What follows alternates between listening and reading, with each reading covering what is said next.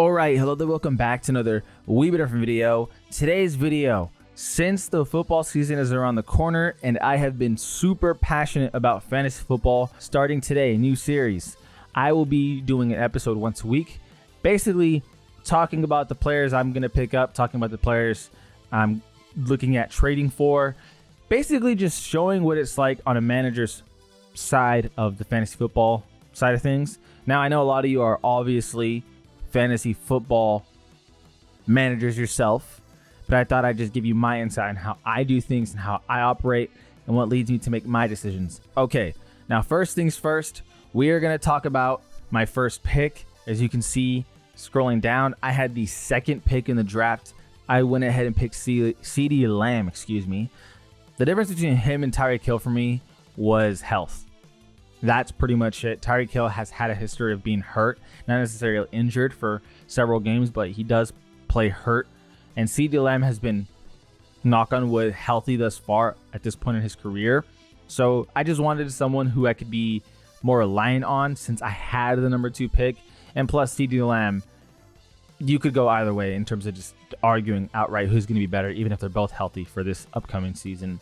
Plus, I am a Cowboys fan, so a little bit of bias went into it. My second pick in a 12-man league was pick 25. Was it? No, it was pick 23. The reason why I went with De'Von Achane was simple in that I have a consistent, everyday, going to come in and drop a good amount of points in CeeDee Lamb that I knew I could take a risk on a higher risk, higher reward on a guy like De'Von Achane. My goodness. He, when he touches the ball, is electric. I don't even need to get into the great detail of how electric he is, but having him on your team could lead to some serious damage done to the rest of your league members. But the high risk is, for one, injury. He's a smaller guy. 2, Mike McDaniels seems like he wants to get every running back a touch in his backfield. That is a bit of a risk along with the injury factor.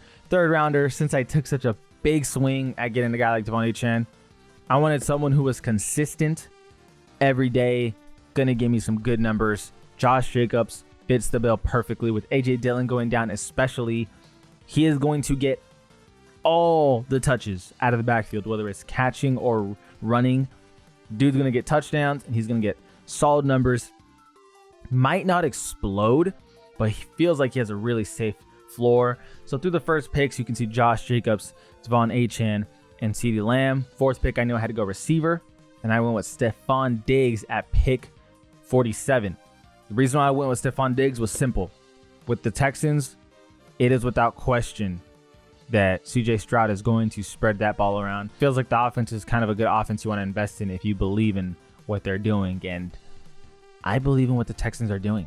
Zay Flowers was my round 5 pick, 50 pick. I had Zay Flowers last year, loved what he was doing, and as the season went on, he only got better and better and better and better. So I believe that they will continue to use Zay Flowers as he goes into his second year. So now I'm at 3 receivers. DeAndre Swift be my 6th pick. I just wanted someone with, again, high potential. If he can stay healthy, he can do some serious damage. 7th pick, Dak is the quarterback for the Cowboys and the quarterback of my first pick, CeeDee Lamb, meaning if CeeDee Lamb eats, Dak is probably going to eat. If Dak eats, CeeDee Lamb's going to eat. These guys are going to be heavily reliant on each other, so why not get a guy like Dak Prescott when I already picked CeeDee Lamb? Let me get that combo going, which have I done that often? Yeah, last year I picked Lamar Jackson. I also got Zay Flowers. I'm a big believer in getting your receivers from your quarterbacks if you do spend on a quarterback at an earlier round. At round 8, I needed a tight end. I didn't want to spend a round 13 pick on it. I wanted someone who has at least some upside. So David Njoku felt right. Xavier Worthy had to sprinkle him because you want a piece of the pie of whatever Patrick Mahomes is doing. Josh Palmer, I'm surprised not enough people talked about him. He's going to be the guy that Justin Herbert's most familiar with. He's going to be a starter on this team.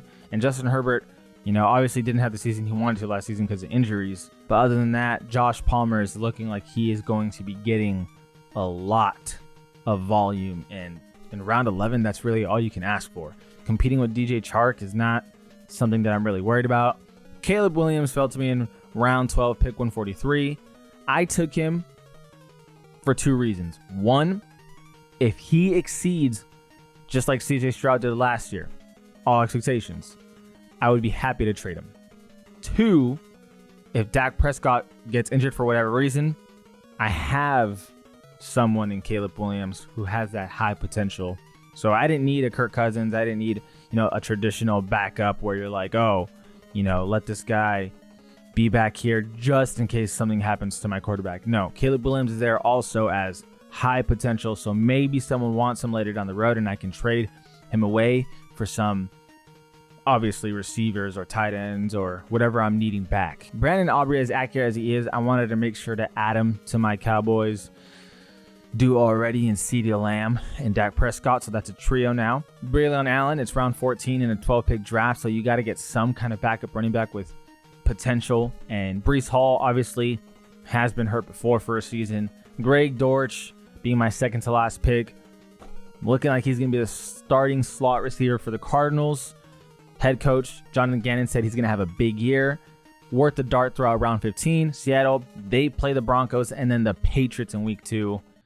I was going to draft someone like that. I'm not looking for a long-term investment. I'm probably going to go on a week-to-week basis.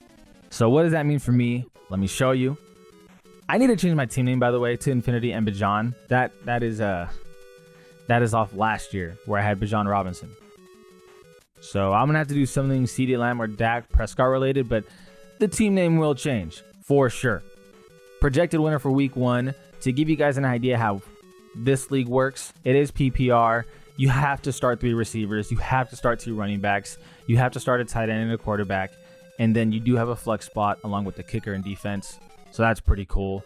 Point system, again, PPR with a slight adjustment. Well, I guess it's not slight. It turns out to be a big deal.